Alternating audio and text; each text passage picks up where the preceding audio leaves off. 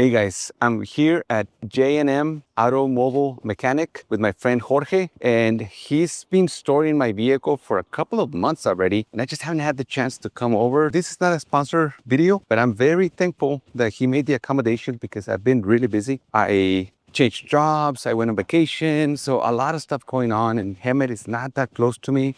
But I highly recommend Jorge because he's actually a very friendly guy. So when you're here, he treats you like family. My RX is right there and it's got a dead battery right now. And then he's gonna walk me through to what the car needs. So the lift is taken right now and my beauty is right here. Oh, it's actually running. They jump started it because if you remember the original video on this, it's got like a short circuit or something. So it's just draining the battery. It doesn't last maybe a couple of nights. So I think somebody gave it a wash or maybe he was storing it indoors. It's gonna do a quick inspection to tell me all that is needed. All right, right now we're gonna check all the codes that the car has.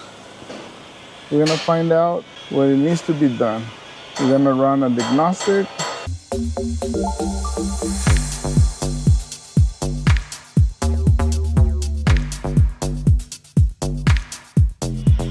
And from what I've heard, all these codes that I see, they're very common issues with these vehicles. So Yeah. the ABS is always set off, the SRS, and it's gonna have a couple of common codes that I've done research on. And honestly, I didn't do enough research before I bought this car. So I didn't know that they were this glitchy. Apparently they're reliable cars that have certain codes that always set off the light on the dashboard. Some of these codes that they have is between the angle sensor or related to your seat belts, which is your back lobe. It has maybe a celery, or it could be one of the speed sensors on the wheels. Okay. So we're gonna check see right now what kind of codes then you have, and then we're gonna go from there and take a decision on which ones we're gonna start first. Okay. How long does this retake? For a diagnostic, it could be like an hour, most of the time. And then you pinpoint the problems. After you pinpoint the problem, then you start checking, for example, the values of the sensors. Make sure the sensors are not short or grounded. And then you have to see if it's reprogrammable, the angle sensor on the car. If it's not the angle sensor, then we have to see if it's the alignment, because alignment has to do a lot with the ABS. Oh, wow. We have to inspect it and make sure that everything is according to the specs. Okay. Diagnostic, it says the short inside equal left side circuit 2 plus B. And then it says the airbag sensor assembly right side. So this is one of for the airbags. So now we're going back and see the ABS. Brake fluid level, low open circuit, brake fluid level, warning switch circuit. So that means indicate that your levels on the brake fluid is kind of low. So let's see why. Okay. So look at the reservoir. The reservoir is kind of low. So this indicates that you have brake problems. Okay. So your brake system is kind of low. Let me get a flashlight and we're just gonna check the brakes. Okay, so you can see right here, the level is very low, below minimum. Right. So that's dangerous right there. Correct. So then now we're gonna check your brake system over here. As you see, your front brakes, they're about 10 millimeters. So let's go see the back ones. And the back ones are very low. It's just right almost there, metal to metal. Right. So less than 5 millimeters. So that indicates by having very low fluid, indicates that you need a brake job on your car. Okay. So a lot of people come to a service, the first thing they say, oh, it's low, let's fill it up. Right. It is one That's what I reason. would have done. Is one reason that they're low. Right. So if the reservoir is low, your brake system, it should be low too. So you never refill this one because that's indicating that you're in danger. All right. All right. So that's one right there. Then those are the two codes that we see. This one has been repeated 4 times, so we can scroll it and it says same code. B1140 and B0118, same code twice. So those are the codes that we have. And same thing, we're gonna check it out. So now we're gonna check for motor mount. Motor mounts, correct. We're gonna check, see if your motor mounts, you can see at the front of the engine,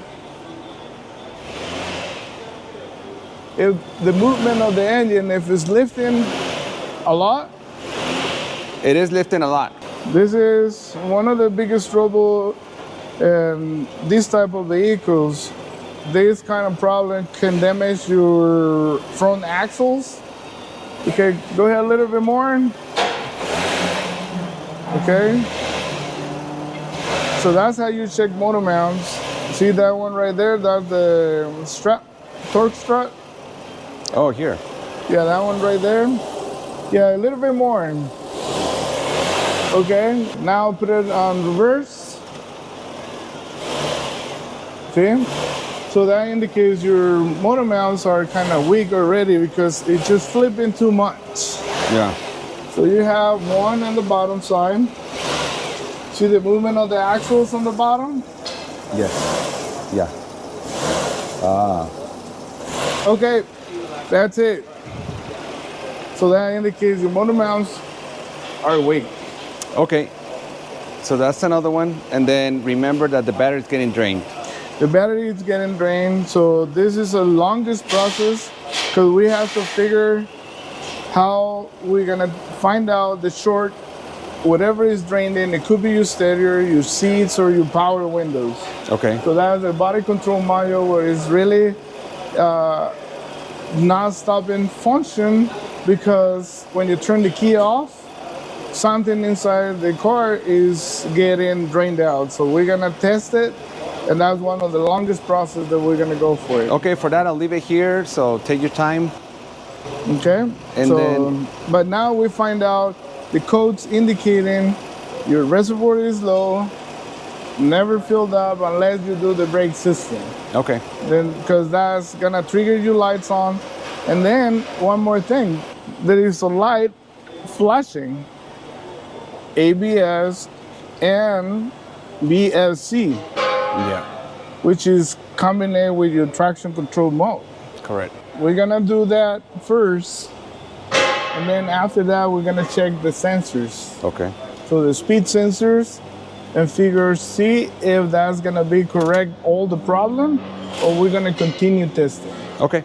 As you saw, my friend Jorge here gave me the breakdown of what is possibly wrong with the vehicle. I want to thank him for the accommodations that he made because I just dumped the vehicle here a couple of months ago and I was just unable to come because changed jobs, I went on vacation, so many things going on. But we're going to leave it here. We're going to give him time to work on it. I'm glad that I found somebody that's trustworthy that walked me through the process. And I always appreciate that because, you know, I always have that anxiety of going to a mechanic and not knowing if he's looking out for my best interest and maybe charge me an eye and a leg for something that the vehicle doesn't need. But when he explains to me the relation between the low brake fluid and what it could be possibly wrong, what I would have done, I would just refuel that thing. So he's going to address those issues, the motor mounts, and the biggest problem is the draining the battery that is every couple of days. And I need this vehicle to be reliable because, as you know, I drive my vehicles everywhere. This vehicle is going to have to take me and my wife all the way to Texas, despite the fact that it's got 200,000 miles. Seems like the engine is healthy, but it's got a lot of issues that I didn't account for. And shame on me for not doing research on this specific model and all those little gremlins that these vehicles are known for. But the vehicle is in good hands, so we're going to leave it here. We're going to give him time. We're going to get out his hair, and he's going to take care of it, and then we'll come back to pick it up when the vehicle has been fixed. Thank you, Jorge. No problem. Anytime. We're going to work on it, and you will see the difference. Thank you. Thank you. See you next time.